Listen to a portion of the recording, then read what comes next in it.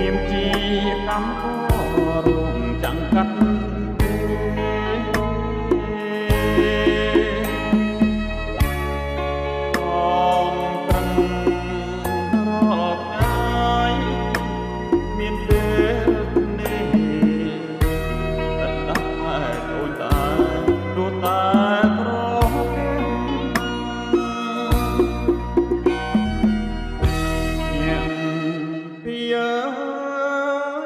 រលឹមញញឹមលីទុកធ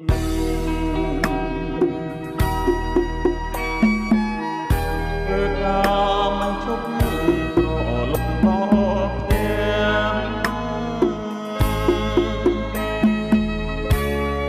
ទូនជឿ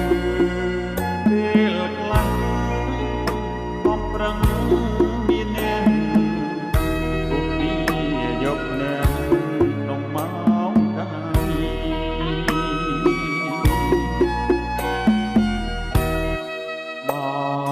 មួយកញ្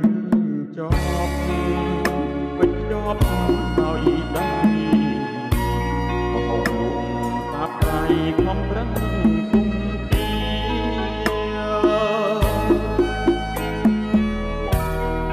កំអា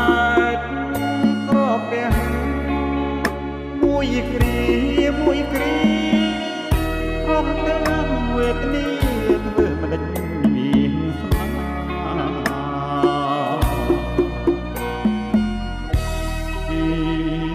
នៅត្រដោតស៊ូប្រឹងរស់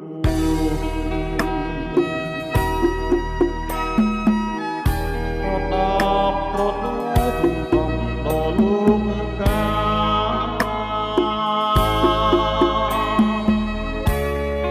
គុំលិខិតតាមតាពុកបួនតម្រាកម្មករកាត់ទេ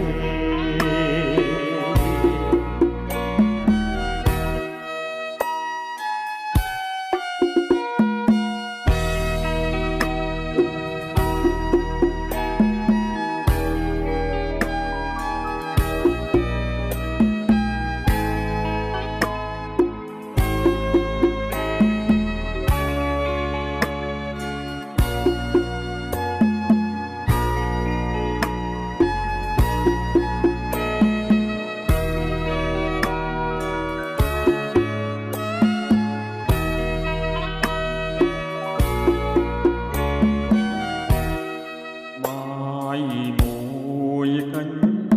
ចប់វិច្ឆប់ដោយដៃរហូតតាប់ដៃខំប្រឹងទុំទី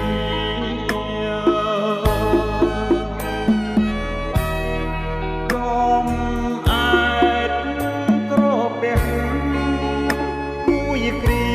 ព្រមទាំងវេទនាធ្វើមិនដេច